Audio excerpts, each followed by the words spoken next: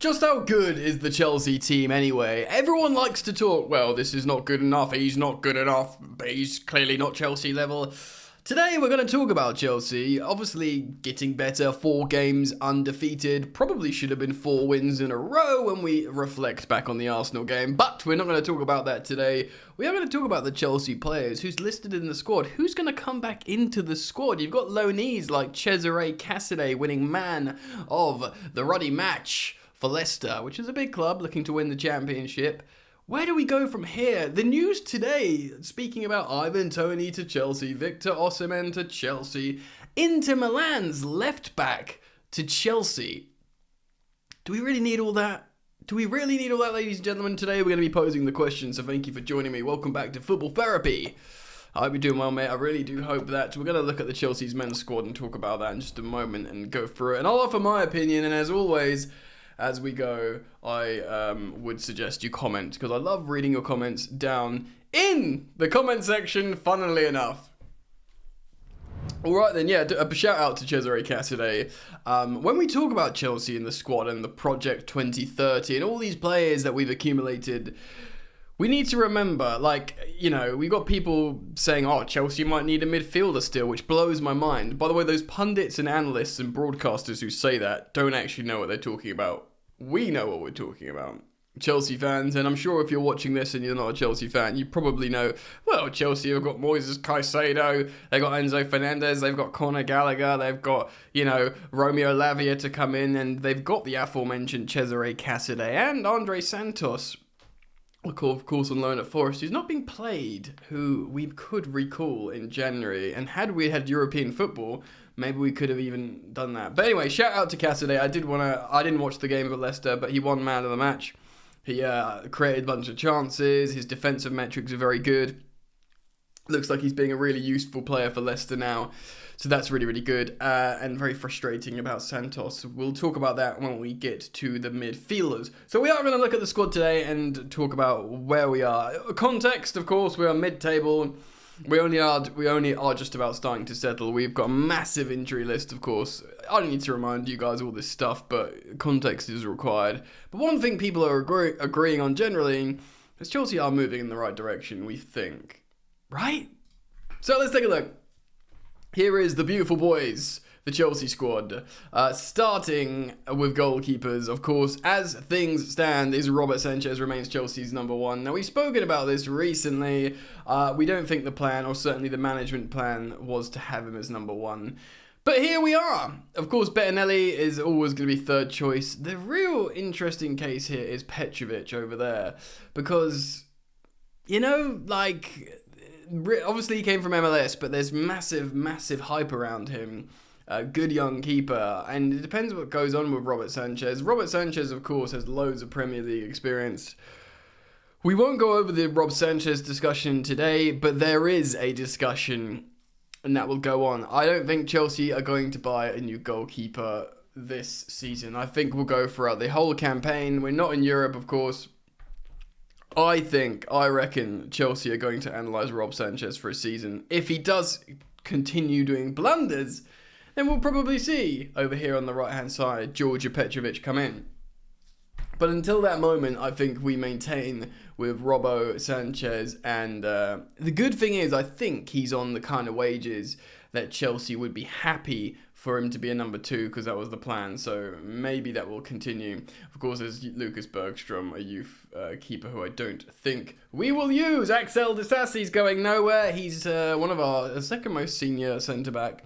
25 years old, of course, behind 39-year-old. It's a massive drop-off, isn't it? If we didn't have Disasi, who would be the second oldest centre-back? Wesley Fofana? How's he, 22 or something?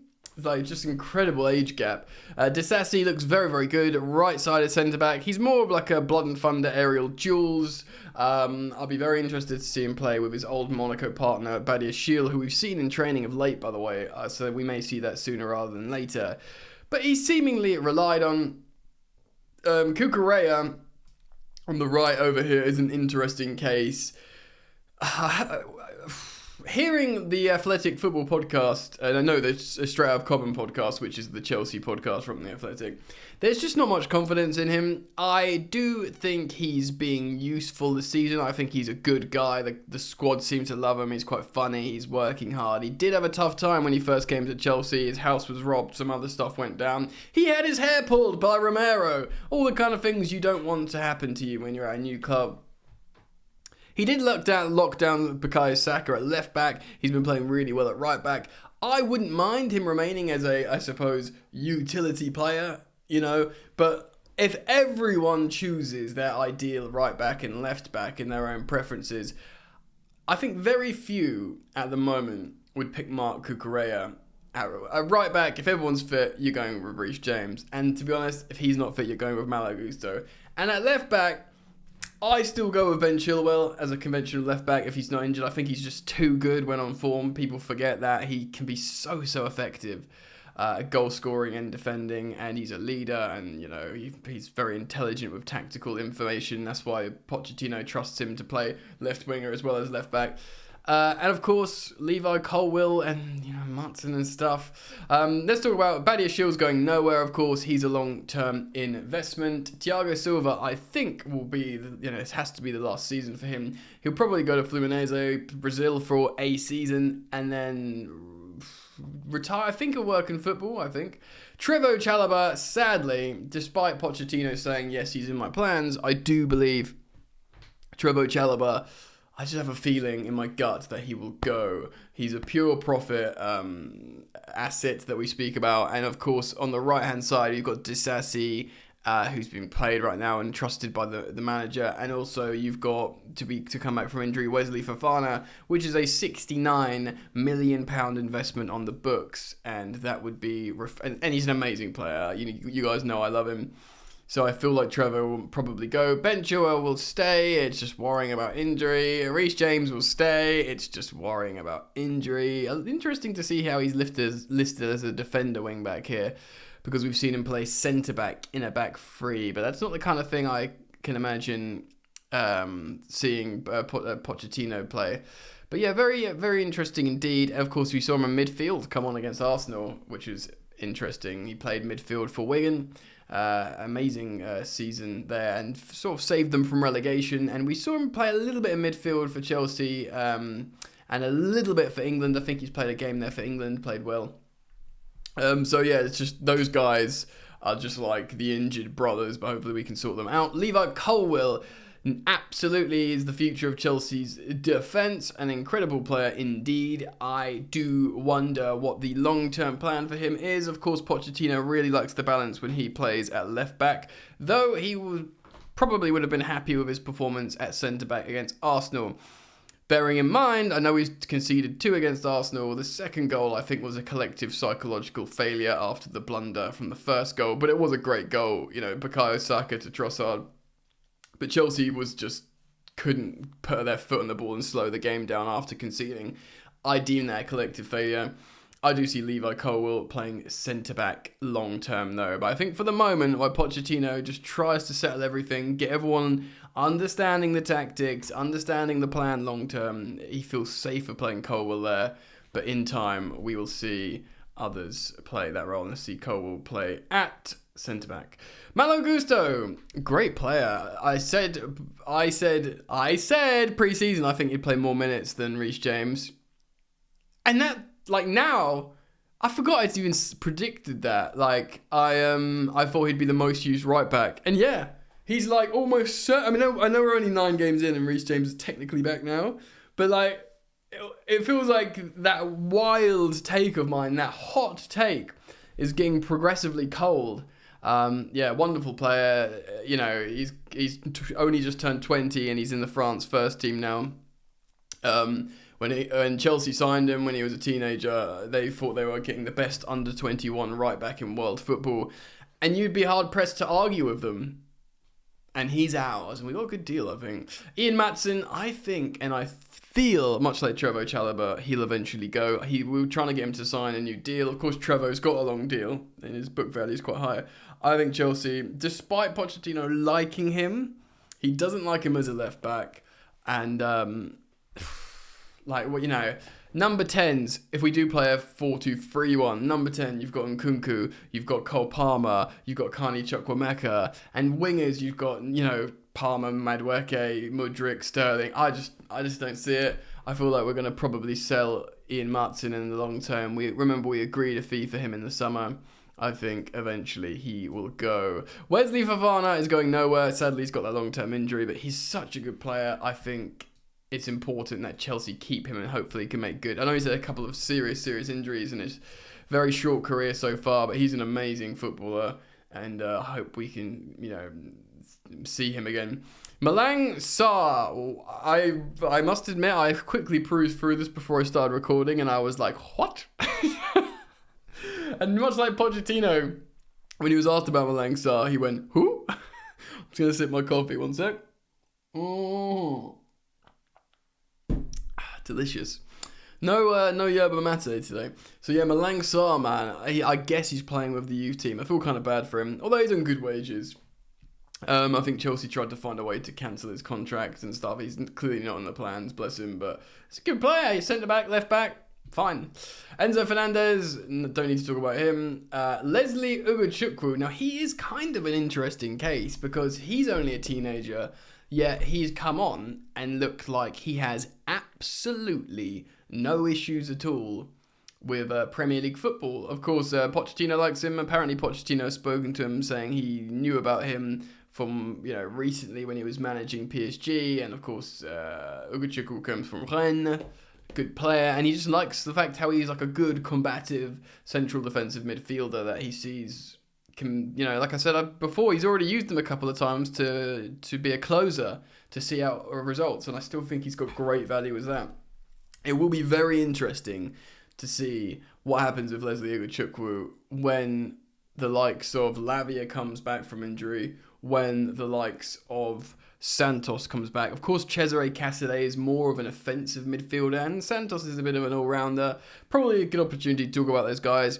Personally, I think Cesare Casadei will have great experience at Leicester. I hope he wins the title with them, and I hope he continues, because he got out of the team a little bit. I know his debut, he comes off the bench and he scores a winner or something. He has got aura, #aura, Cesare Casadei, and he won man of the match, yesterday. That Leicester management will certainly be taking a bit of a keen eye on him. I think he'll be important for them as the season progresses, and he will absolutely develop value. Like Chelsea believe, like Santos, Casadei, Kendry Paez, all these players, Leslie Ugochukwu, they were all amazing investments, do you know what I mean, in terms of costing very little. Santos is a very interesting one because Chelsea scouted him, signed him in last January, and wanted to bring him into the squad last January to play as a young teenager who'd never played in Europe, which is the most un-Chelsea thing you could probably do. But they had visa issues. Of course, he went on to captain Brazil to the under-20s South American Championships, and they won. And apparently that helped his visa stuff or something. I can't remember the details. But point being, he's got the visa. He came, and then he went on loan to Forest, which seemed fine. Forest are a massive club, Premier League loan, if he could play. But he's not been playing. But the Chelsea believe André Santos is amazing. And the fact that he's not being utilised by, Nottingham Forest is frustrating. It kind of reminds us of, like, Ampadu going on these failed loans to Sheffield and whatever, and abroad and stuff. It kind of makes you feel like Billy Gilmour at Norwich. So it's Billy Gilmour, one man of the match in his Premier League debut for Chelsea, his Champions League debut for Chelsea, his FA Cup debut for Chelsea, his debut for Scotland. He won man of the match in all of them. An amazing, now Brighton's a good team. He's sort of finding his feet in Brighton. Probably will become an important player long term. But Norwich just didn't like him and use him. Kind of getting those vibes about André Santos right now, which is a bit worrying. But both of those guys will come back from loan, and we'll see from there. Carney Chukwuemeka, clearly the number 10 style player. Looked like he had good intelligence linking the attack, especially in that he scored that amazing goal at West Ham right before he got injured. I don't think he's going to go anywhere. I think Chelsea look at him as potential. Now, friggin' Conor Gallagher, man, he's got to stay, man. Like, yeah, if you haven't watched yesterday's upload, go watch it, because we speak about Conor Gallagher and we reference some stats that will blow your fragile little mind. I'll let you go watch that video and find out. But yeah, surely Gallagher has to sign a new deal. Like, who knew we'd get here? But here we are. Caicedo is obviously going to stay. Romy Lavia, obviously going to stay. £58 million player, potentially yet to play a competitive minute for Chelsea. Still 19, although it feels like, I guess he's still 19. It feels like he's been 19 for about 4 years now. But he, of course, Joe Shields loves him. Chelsea, and we've done a video on him relatively recently here on the channel couple weeks ago or something, where Fabrizio Romano spoke about it, saying, yes, Chelsea believe they've got one of the best young players in the world. They don't care that they've spent this money. They don't care that he's injured at the beginning of the season. He's the one. So this is why I'm kind of like worried about some players, because we got so many midfielders, especially with, loanees coming back. It's just crazy, really. Raheem Sterling, he's actually a really interesting discussion point, Sterling. Obviously, he's by far our highest earner. He's a great player. He can be amazing. When he's on his day, he's like one of the Premier League's best players. His injury record's very, very good. He's a professional. He's good with the young players. His long-term record in terms of goal scoring is great.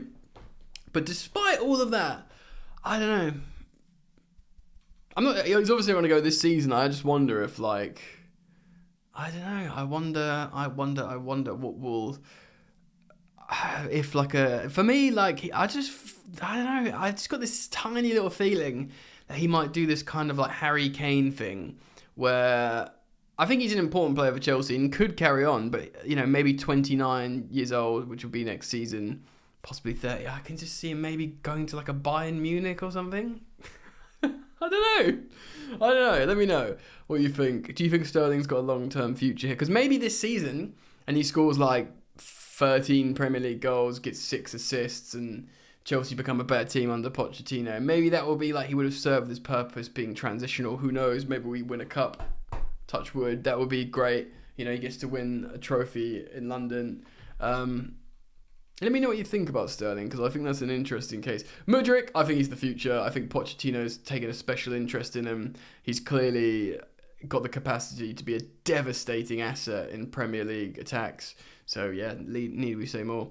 Noni Madueke, I do worry for in the long term. I don't think he's going to go at the end of the season. I feel like he'll be with us for next season. But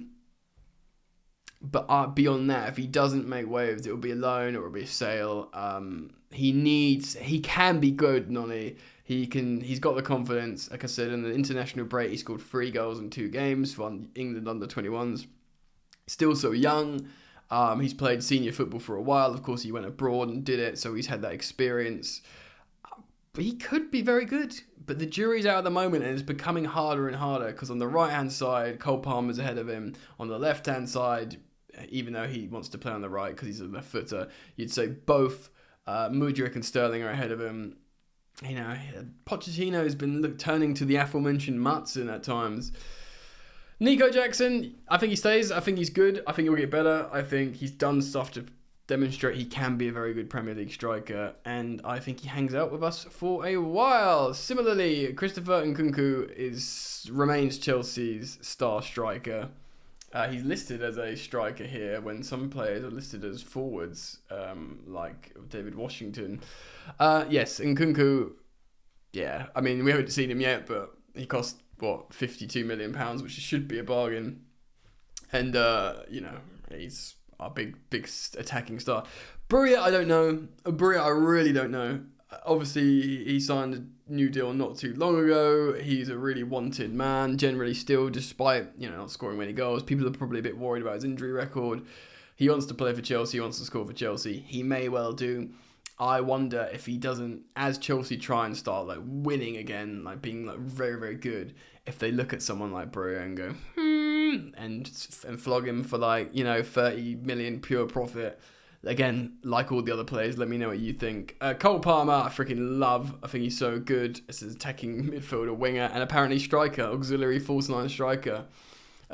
He's very good. He looks like he's got the attitude and persona to just not be bothered at all with being a Chelsea player. I feel like he he's just gonna grow basically under Pochettino. I think he's got the right attitude and character to just feel like he can be the main man, which maybe he didn't have that opportunity afforded to him playing under Guardiola, which is understandable. It's more like holistic, mechanical, machine, autonomic style over there at Man City. Maybe he can just express himself a bit more at Chelsea, and maybe he's the kind of player, or he looks like the kind of player that will serve him a lot. So incredible, really. And David Washington listed there as well. We haven't seen him yet. We've seen him on the bench. I would like to see him. I don't think he's going to be part of Chelsea's plans personally. I think this is another South American investment where Chelsea get him for cheap, don't put him on massive wages, know he's a massive talent and get him to demonstrate that at some point, and then we make some profit off him. I don't think, who knows, it could be wrong. Maybe in 3 years' time, Washington has scored 30 goals for Chelsea in the first team and is our striker moving forward and has signed a new big money deal with us. Anything can happen in football, but for the moment, we've got no reason to assume that is going to happen. All right. Also, as well, of course, there isn't the interest with David Washington that there is with Bria, and it's pure profit. Yada, yada, yada, yada. So, I want to talk about, I know this could be a very long video, I apologise, but some people like long content. I want to talk about what we need. Maybe nothing, except a goalkeeper. Maybe nothing. Look, Rob Sanchez might come good. If not, who knows? There is hype behind Petrovic. His camp does think he's a very good goalkeeper. Maybe he comes in and is Chelsea's first team goalkeeper. Maybe not. I don't know how much high profile goalkeepers there are out there that, we want to buy. But then again, like I've been saying in recent months, I defer to the footballing knowledge, hopefully there's footballing knowledge, of our new structure. Our directors, our coaching staff, they looked at Nico Jackson, they think he's right. They looked at, Cole Palmer, and they're like, he suits 40 million for this, that, and the other. Maybe they find a goalkeeper that costs 20 million quid, 25. Edouard Mendy had moments with us when he was very good. He was like a 25 million pound goalkeeper that won us the Champions League and FIFA best goalkeeper. He had this beautiful 18 months in his career that he'll never forget. And now he's just making the bag, making serious P's. But we'd like something more long-term and sustainable. So maybe we get a goalkeeper, but we're flush for midfield. I don't think we need wingers. I feel like at the moment we just need a coaching and system. We've definitely got centre-backs. We're looking at left-backs, but Chilwell and Colwell, I don't think... The only thing maybe, is a striker. But I watched the video on Tifo and they spoke about Nkunku playing up front as a strike force. I don't know. I think we're good, man. I think we just don't need anything. I wanted to reflect on and do a video and reflect on the squad and talk about those players. So I'll be very interested in learning what you think, guys. Please do leave your comments down below. Let me know if you enjoyed this kind of longer form content. I'll try and keep it shorter next time otherwise. And thank you again for joining me. And I look forward to seeing you guys back here on the channel very soon, hopefully. So peace.